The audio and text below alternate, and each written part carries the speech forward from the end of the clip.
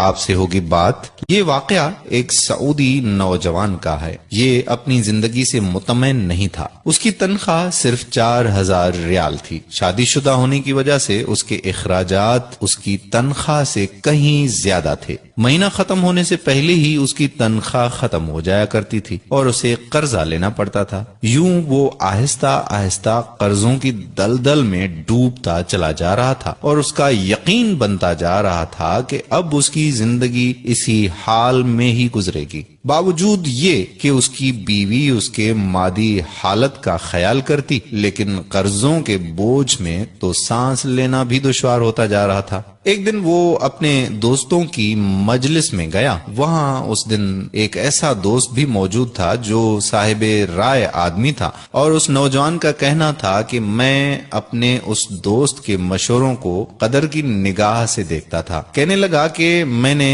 اسے باتوں باتوں میں اپنی کہانی کہہ سنائی اور اپنی مالی مشکلات اس کے سامنے رکھی۔ اس نے میری بات سنی اور کہا کہ میری رائے یہ ہے کہ تم اپنی تنخواہ میں سے کچھ حصہ صدقہ کے لیے مختص کر لو۔ اس سعودی نوجوان نے حیرت سے کہا کہ جناب، مجھے تو گھر کے خرچے پورے کرنے کے لیے قرضے لینے پڑتے ہیں اور آپ صدقہ نکالنے کا کہہ رہے ہیں۔ خیر، میں نے گھر آ کر اپنی بیوی کو ساری بات بتائی تو بیوی کہنے لگی کہ تجربہ کرنے میں بھلا کیا حرج ہے، ہو سکتا ہے کہ اللہ تعالی تم پر رزق کے دروازے کھول دے۔ کہتا ہے کہ میں نے ماہانہ 4000 ریال میں سے 30 ریال صدقے کے لیے مختص کرنے کا ارادہ کیا اور مہینے کے آخر میں اسے ادا کرنا شروع کر دیا۔ سبحان اللہ، قسم کھا کر کہتا ہوں کہ میری تو حالت ہی بدل گئی۔ کہاں میں ہر وقت مالی ٹینشنوں میں اور سوچوں میں رہتا تھا، اور کہاں اب میری زندگی گویا پھول ہو گئی ہو جیسے، ہلکی پھلکی، آسان، قرضوں کے باوجود میں خود کو آزاد محسوس کرتا تھا۔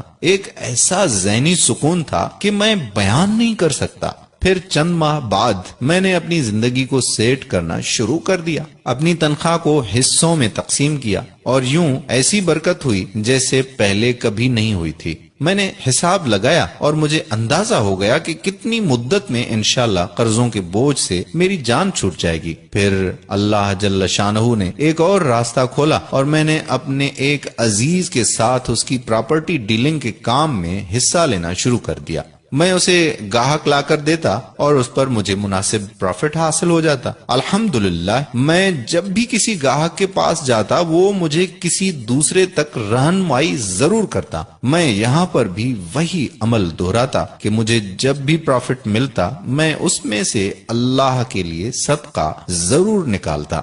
وہ کہتا ہے کہ اللہ کی قسم، صدقہ کیا ہے کوئی نہیں جانتا سوائے اس کے کہ جس نے اسے آزمایا ہو۔ صدقہ کرو اور صبر سے چلو، اللہ کے فضل و کرم سے خیر و برکتیں اپنی آنکھوں سے دیکھو گے۔ تو میرے پیارے بھائیوں اور محترم بہنوں، صدقے کی بہت زیادہ اہمیت ہے۔ جتنا ہو سکے زیادہ سے زیادہ صدقہ کریں۔ ایک صدقہ تو آپ ابھی اس وقت نکال سکتے ہیں، اور وہ صدقہ یہ ہے کہ آپ اس ویڈیو کو زیادہ سے زیادہ شیئر کریں تاکہ لوگوں کو صدقہ کرنے کی توفیق ہو، اور جو بھی صدقہ کرے گا اس کا ثواب آپ کو بھی ملے گا اور ہمیں بھی ملے گا۔ جب آپ کسی مسلمان کو تنخواہ میں سے صدقے کے لیے رقم مختص کرنے کا کہیں گے اور وہ اس پر عمل کرے گا تو آپ کو بھی اتنا ہی اجر ملے گا جتنا صدقہ کرنے والے کو ملے گا، اور صدقہ دینے والے کے اجر میں کوئی بھی کمی واقع نہیں ہوگی۔ سوچئے، آپ اس دنیا سے چلے جائیں گے اور آپ کے سبب آپ کے پیچھے کوئی صدقہ کر رہا ہوگا۔